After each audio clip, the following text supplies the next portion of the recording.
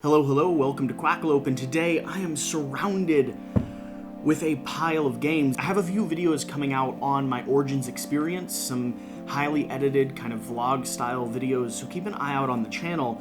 But one of the videos that I wanted to produce, for the sheer fact that I brought so many games home, is really a board game haul video. I want to quickly display and walk you through the games that I brought home, why I decided to bring them with me, and why down the road you will see content on these games here on the channel.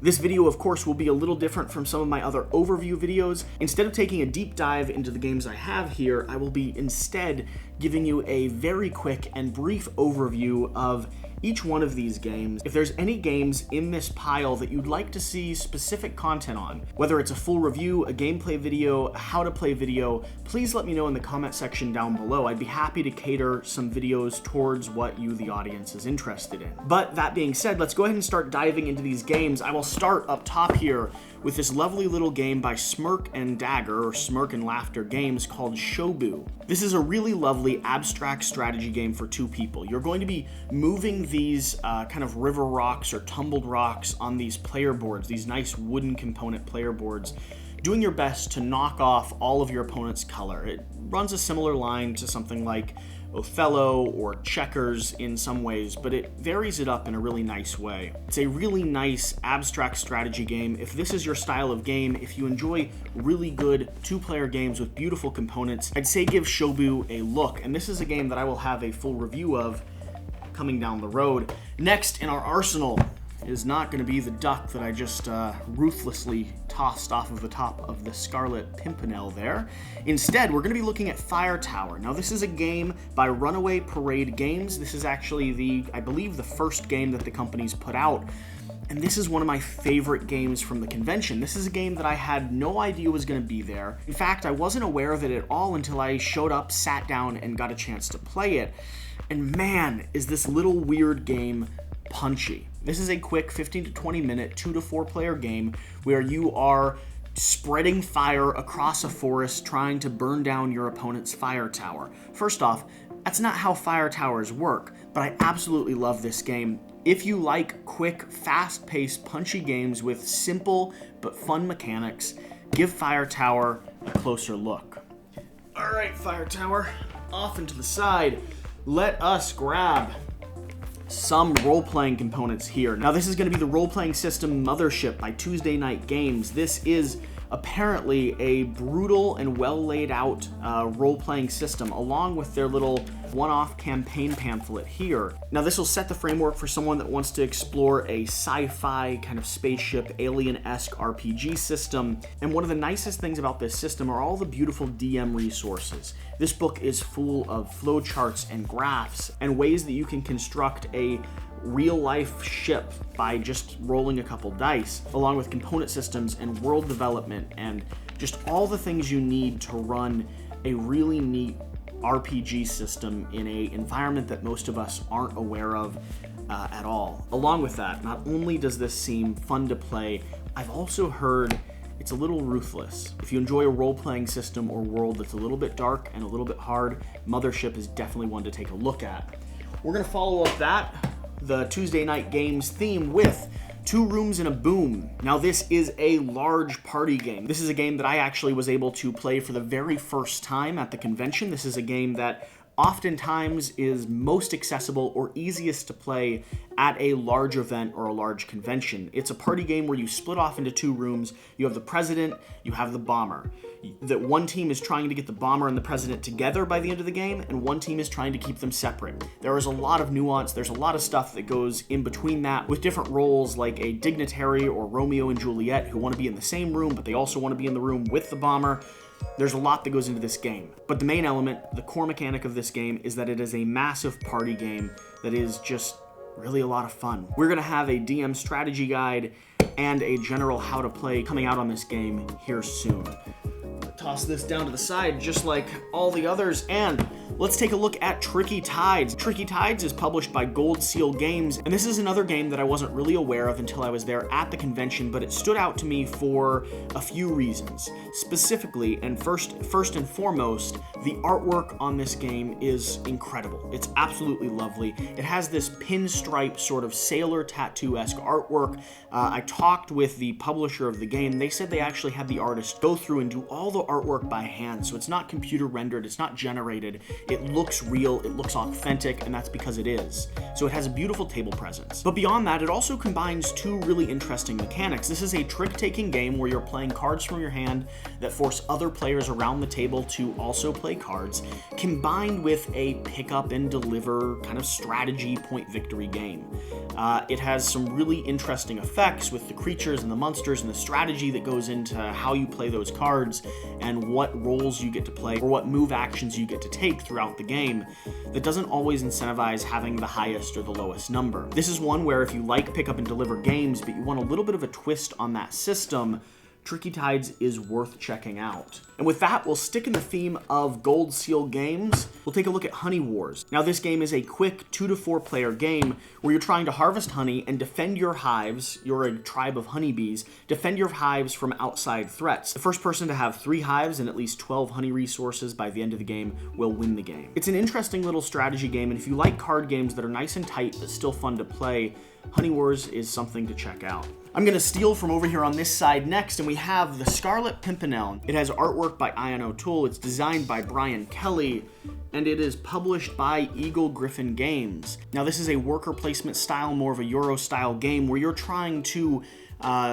gain the favor or earn the favor of the Scarlet Pimpernel. It's a little bit lighter. It's been described by some as kind of an intro level game. So if you like the theme and you're looking for something to introduce a larger gaming group into kind of the Euro style games that we enjoy, this may be one to take a look at. Now, throughout the game, you'll be doing missions to protect the people, keep people from getting murdered, to gain the favor of the Scarlet Pimpernel. You are part of the League of the Scarlet Pimpernel, and so you're traveling across Europe doing everything you can to protect the countryside and protect the common folk. Like I said, this is a Euro style game, a worker placement style game, so if you're interested, take a look. I'm going to leave this pile on the side because this is all one game until a little bit later. We're going to take a look at Terrors of London. Now, this is a game from Colossal Games. This is a deck-building, card-driven game, similar in deck mechanics to something like Clank, for instance.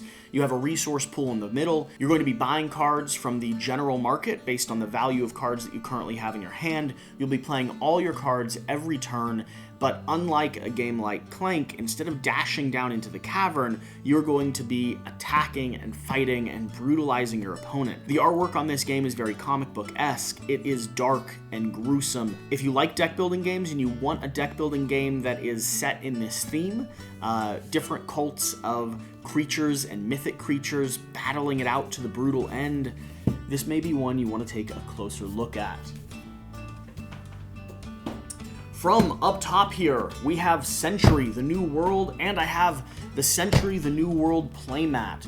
This is a game that was released at Origins, and so this was kind of the hot ticket item there. This is the third in the Century series, and you're actually able, although I haven't heard of anyone that's done it, you're actually able to combine all 3 of these games into some sort of crazy, sprawling game system, and so I may pick up the other 2 to take a little bit of a closer look at it. That being said, this is going to be another Euro-style worker placement sort of game. I've heard really great things about it, but I haven't had the chance to play any of the Century games yet.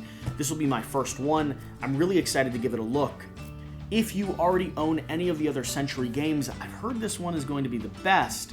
Or if you just really enjoy Euro-style games, this one will certainly be worth taking a look at. I'll have more coverage on my channel soon. The next game we're going to take a look at is British vs. Pirates. This is a miniature-based naval warfare game designed and published by Exocrate Games. In this box, you're going to find a bunch of ocean tiles with islands that are modular. You're going to find the mechanics and the ship parts for a variety of different ships, from big galleons to little sailboats that are going to swing around the back end and fire off cannons. And you're going to find all the miniatures you need to have an epic naval warfare battle right here in the center of your table. take a look at this. This is an interesting little war game that doesn't take 16 hours to set up and play. So this is one to take a look at if you're trying to scratch your naval warfare itch. Set this down to the side. Oh, we are getting through this pile. I brought home a lot of games. We are now going to take a look at The Estates, which is a game that came to kind of prominence and fame over the last few months. This is the Kickstarter copy that I have here, so we won't be able to see the cover of it until I actually open it up. But this is a fascinating little auction/bidding game where you're trying to develop the best property across these lines of property tracks, where some of them might be scored, some of them won't be scored by the end of the game. You're bidding other players' pieces with the risk that they'll place a piece that you want in a spot that makes it worth not very much money. This is a fantastic game to check out if you like auction or bidding games. Set this down and over to the side. I believe we have 5 games left. We now have The Grim Masquerade, which is one of the newest games to come out of Skybound Games or Druid City Games, with the amazing artwork by Mr. Cuddington. This is the new game in the line of James Hudson games. I actually had the chance to sit down and play this game with James Hudson. This is a really fun and interesting social deduction game. You basically come into this ball, you come into the Grim Masquerade as one of these 8 fairy tale characters, and you are transformed into another one. So no one is sure of what your real identity is. You're then taking cards and playing cards, or taking cards and giving cards, to try to flesh out or figure out who the other people around the table are. If you reveal their identity by either giving them too many cards or guessing what their identity is, they've been revealed, they've lost the game. You're trying to collect 3 sets of your own type of card before anyone else reveals who you are to the greater audience. That's how you win the game. I had a blast playing it. If you like social deduction games, this is one that I think fits both adults and youth alike. It's easy enough to learn, but fun enough to play that you could get a whole audience of people together for it. We're now going to take a look at Dead Man's Cabal. This is a programming game where you are a necromancer. You're doing your very best to bring spirits back from the dead so that you can host a party, because as a necromancer, not a lot of people want to hang out with you. But that's okay, because you can program your own way to figuring out a way to bring people back from the dead to spend time with you. This seems like a really interesting programming game where you have a variety of things happening on the board. You have a lot of different regions and zones you can play. It seems like a medium weight to a moderately advanced game, published by Pandasaurus Games, and on top of all that, it has really lovely artwork for all the people you're bringing back from the dead, along with really nice components, skulls and bones and player boards and cards. So, if you like programming games, if you like the idea of being a necromancer and bringing people back from the dead so that you can maybe play some board games, Dead Man's Cabal is one you might want to take a look at.